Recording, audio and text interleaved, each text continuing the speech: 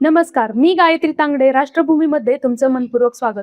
छत्रपती शिवाजी महाराज म्हटलं की आपल्या डोळ्यासमोर उभ्या राहतात सह्याद्रीच्या कडा, गड किल्ले आणि महाराष्ट्राची भूमी. परंतु शिवरायांच्या बालपणाचा आणि त्यांच्या आयुष्यातील एका महत्त्वाच्या टप्प्याचा थेट संबंध आजच्या कर्नाटकाची राजधानी म्हणजे बंगळुरू नगरीशी आहे. हे फार कमी लोकांना माहिती आहे. ऐतिहासिक दस्तऐवज आणि संशोधनानुसार शिवरायांच्या व्यक्तिमत्वाला पैलू पाडण्यात आणि त्यांच्या आयुष्यातील पहिल्या मंगल परिणयामध्ये बंगळुरू शहराने अत्यंत महत्त्वाची भूमिका बजावली आहे. इतिहासाची पाने उलटली तर असे दिसते की वयाच्या अवघ्या 12व्या वर्षी म्हणजे इसवी सन 1640च्या सुमारास बाल शिवाजी महाराज आपल्या मातोश्री जिजाऊ साहेबांसह बंगळुरू येथे आले होते. त्यांचे वडील शहाजीराजे भोसले हे त्यावेळी विजापूरच्या आदिलशाहीचे मुख्य सेनापती म्हणून बंगळुरूचा कारभार पाहत होते. 1640 ते 1642 या 2 ते 2.5 वर्षाच्या कालावधीत शिवरायांचे वास्तव्य बंगळुरूमध्ये होते.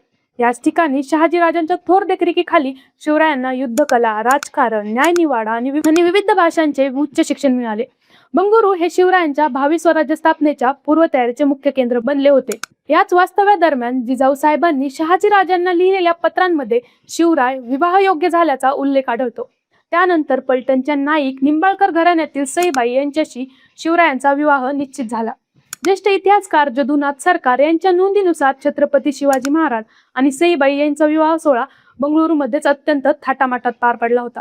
तर काही आधुनिक संशोधकाच्या मते हा विवाह प्रथम पुण्याच्या लाल महालात झाला आणि त्यानंतर शहाजीराजांच्या उपस्थितीत बंगळुरूमध्ये या विवाह सोहळ्याची मोठ्या प्रमाणावर पुनरावृत्ती करण्यात आली. या विवाहानंतरच शहाजीराजांनी शिवरायांकडे पुणे जहागिरीची स्वतंत्र जबाबदारी सोपवली. आजचे गजबजलेले बंगळुरूमधील चिकपेट क्षेत्र हे एकेकाळी शहाजीराजांच्या वैभवाचे केंद्र होते.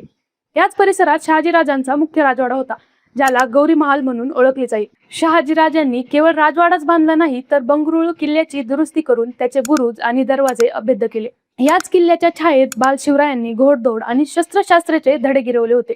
आज तिथे आधुनिक बाजारपेठा असल्या तरी या भागाच्या मातीत शिवरायांच्या बालपणाच्या पाऊलखुणा रुजलेल्या आहेत.